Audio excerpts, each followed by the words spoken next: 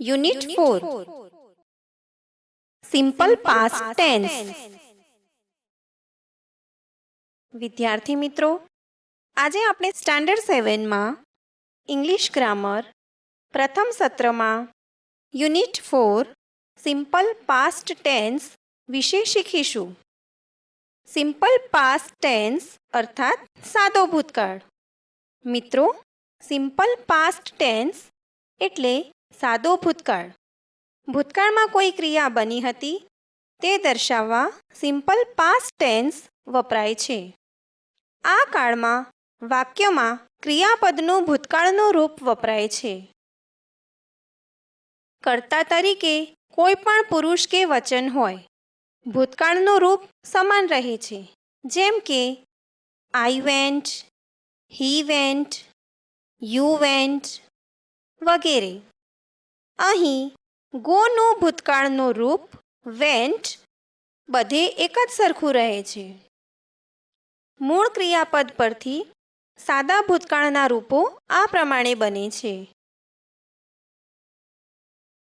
Number 1, સામાન્ય રીતે ક્રિયાપદની પાછળ ઈડી લગાડવાથી ક્રિયાપદનું ભૂતકાળનું રૂપ બને છે. દાખલા તરીકે and, ended, call, cold, work, worked, walk, walked. Number 2, ક્રિયાપદને અંતે ઈ હોય તો પછી માત્ર ડી જ લાગે છે, જેમ કે અરાઈવ, અરાઈવડ, લીવ, લીવડ, લવ, લવડ. નંબર 3, ક્રિયાપદને અંતે વ્યંજન હોય તથા તેની આગળ એક સ્વર હોય તો વ્યંજન 2 વાર લખાય છે, ત્યારબાદ ઈડી લગાડાય છે. આ જુઓ અને સમજો. Stop, stopped. અહીં સ્ટોપમાં પી વ્યંજન છે, તેની આગળ એક સ્વર ઓ આવેલ છે, તેથી પી બેવડાયો છે અને પછી ઈડી લગાડ્યો છે. એ જ રીતે પ્લાન, પ્લાન્ડ, ટ્રાવેલ, ટ્રાવેલ્ડ વગેરે. નંબર 4, જો છેલ્લા વ્યંજનની આગળ 2 સ્વર હોય તો ફક્ત ઈડી જ લાગે છે. દાખલા તરીકે વેઇટ, વેઇટેડ, રેઇન, રેઇન્ડ. નંબર 5, જો ક્રિયાપદને અંતે વાય હોય અને તેની તરત જ આગળ વ્યંજન હોય તો વાયનો આઈ કરીને ઈડી લગાવાય છે, જેમ કે study, studied, cry, cried, fry, fried વગેરે. નંબર 6, જો ક્રિયાપદને અંતે રહેલ વાયની પહેલાં સ્વર હોય તો છેલ્લે માત્ર ઈડી જ લાગે છે. આ જુઓ. પ્લે, પ્લેડ, સ્ટે, સ્ટેડ, પ્રે, પ્રેડ વગેરે.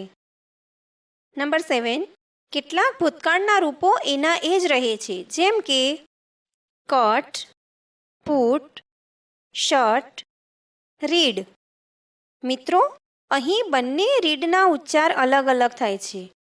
મૂળ રૂપ રીડ રહે છે, જ્યારે ભૂતકાળમાં રેડ એવો ઉચ્ચાર કરવો પડે છે. નંબર 8, કેટલાક ક્રિયાપદના ભૂતકાળના રૂપો અનિયમિત જોવા મળે છે. આ જુઓ. ગો, વેન્ટ અર્થાત ગયું. કમનું કેમ અર્થાત આવ્યું. ટેક, ટુક એટલે કે લીધું. મીટ, મેટ એટલે કે મળ્યું. ગેટ, ગોટ અર્થાત મેળવ્યું. સ્ટેન્ડ, સ્ટૂડ એટલે કે ઊભો થયો. સિટ, સેટ એટલે કે બેઠું. Run, rain દોડ્યું. ઈટ, એટ એટલે કે ખાધું. ટેલ, ટોલ્ડ અર્થાત કહ્યું. સી, સો એટલે કે જોયું. સે, સેડ એટલે કે કહ્યું. મેક, મેડ અર્થાત બનાવ્યું વગેરે. એસર્ટિવ સેન્ટેન્સીસ હકારાત્મક વાક્યો. મિત્રો, એસર્ટિવ સેન્ટેન્સીસ અર્થાત હકારાત્મક વાક્યો કઈ રીતે લખાય છે તે હવે સમજીએ. સામાન્ય રીતે તેની વાક્યરચના આ પ્રમાણે જોવા મળે છે.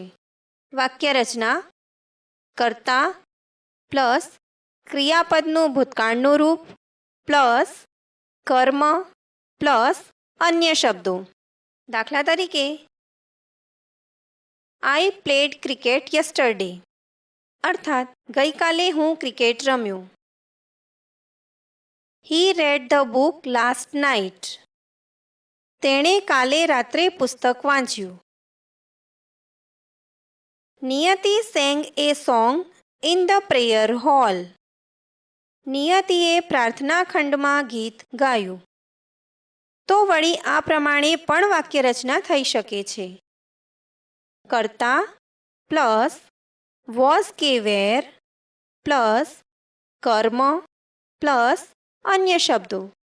દાખલા તરીકે, આઈ વોઝ બિઝી યસ્ટરડે અર્થાત હું ગઈકાલે વ્યસ્ત હતી. વી વેર લેટ લાસ્ટ નાઇટ અર્થાત અમે ગઈ રાત્રે મોડા પડ્યા હતા. શી વોઝ ધેર યસ્ટરડે અર્થાત તે ગઈકાલે ત્યાં હતી. અહીં વોઝ કે વેર એ ટુ બીના ભૂતકાળના રૂપો છે. પહેલો પુરુષ એકવચન અને ત્રીજો પુરુષ એકવચનમાં વોઝ આવે છે. બાકીના પુરુષો અને વચનમાં વેર આવે છે. ઇન્ટ્રોગેટિવ સેન્ટેન્સીસ અર્થાત પ્રશ્નાર્થ વાક્યો. મિત્રો, ઇન્ટ્રોગેટિવ સેન્ટેન્સીસ એટલે પ્રશ્નાર્થ વાક્યો. અહીં આપણે ઇન્વર્ઝન ક્વેશ્ચન્સ અર્થાત હા કે નામાં ઉત્તર મળે તેવા પ્રશ્નો જોઈશું. તેની વાક્યરચના સમજો. ડીડ પ્લસ કર્તા પ્લસ ક્રિયાપદનું મૂળ રૂપ પ્લસ કર્મ પ્લસ અન્ય શબ્દો પ્લસ ક્વેશ્ચન માર્ક. દાખલા તરીકે, did you watch the movie last night અર્થાત તમે ગઈકાલે રાત્રે ફિલ્મ જોઈ હતી. Did you go to picnic Sunday તમે ગયા રવિવારે ઉજાણીએ ગયા હતા. મિત્રો, આ પ્રશ્નોના શોર્ટ આન્સર્સ અર્થાત ટૂંકા જવાબો આમ આપી શકાય છે. Did you watch the movies last night હકારમાં ટૂંકો ઉત્તર થશે યસ આઈ ડીડ. નકારમાં ટૂંકો ઉત્તર થશે no I didn't. I didn't એ ડીડ નોટનું ટૂંકું રૂપ છે. અન્ય ટૂંકા રૂપ આ પ્રમાણે થાય છે: was not, wasn't, were not, weren't, had not, hadn't. હવે આ પ્રશ્નાર્થ વાક્ય જુઓ. Did you go to picnic Sunday આ પ્રશ્નનો હકારમાં અને નકારમાં ટૂંકા ઉત્તર આમ લખાશે: yes I did, no I didn't. હવે પ્રશ્નાર્થ વાક્યરચનાની બીજી પદ્ધતિ સમજીશું. વોઝ અથવા વેર પ્લસ કર્તા પ્લસ કર્મ પ્લસ અન્ય શબ્દો પ્લસ ક્વેશ્ચન માર્ક. દાખલા તરીકે, were you at office on Monday તેનો શોર્ટ આન્સર આમ થશે: yes I was, no I wasn't. આ બીજું વાક્ય જુઓ. વોઝ ક્રિયા વિથ યુ લાસ્ટ સેટરડે ક્રિયા ગયા શનિવારે તમારી સાથે હતી. આ પ્રશ્નના ટૂંકા ઉત્તર આમ લખાશે: yes she was, no, she wasn't.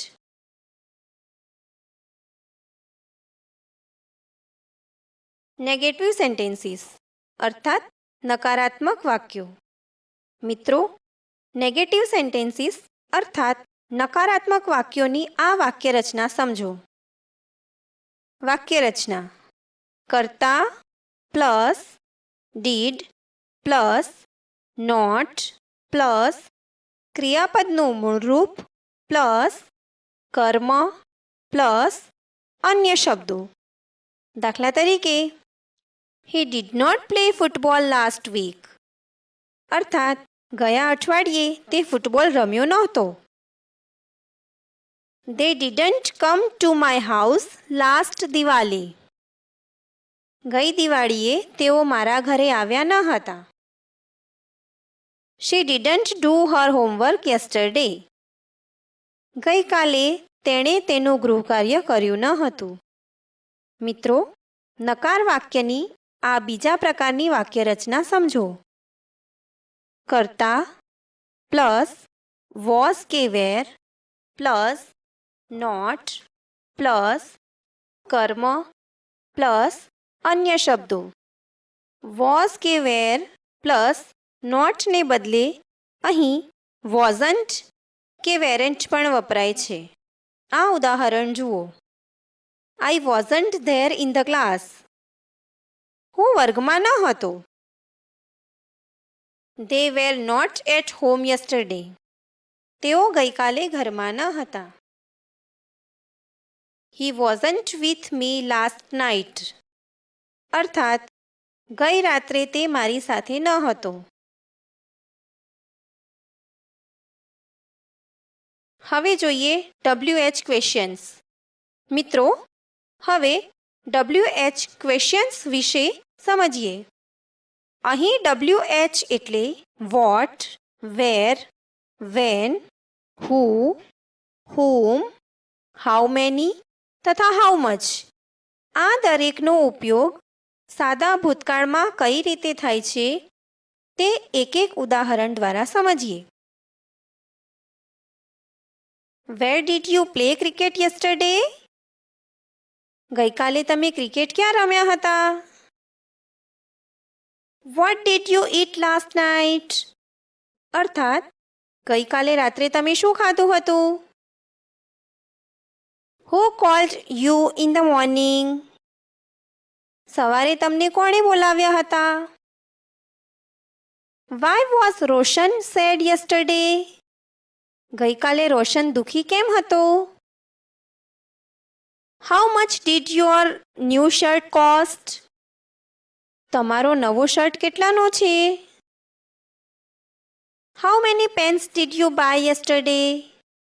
અર્થાત તમે ગઈકાલે કેટલી પેન ખરીદી? How was the match last Sunday? ગયા રવિવારે મેચ કેવી રહી? When did you visit Taj Mahal?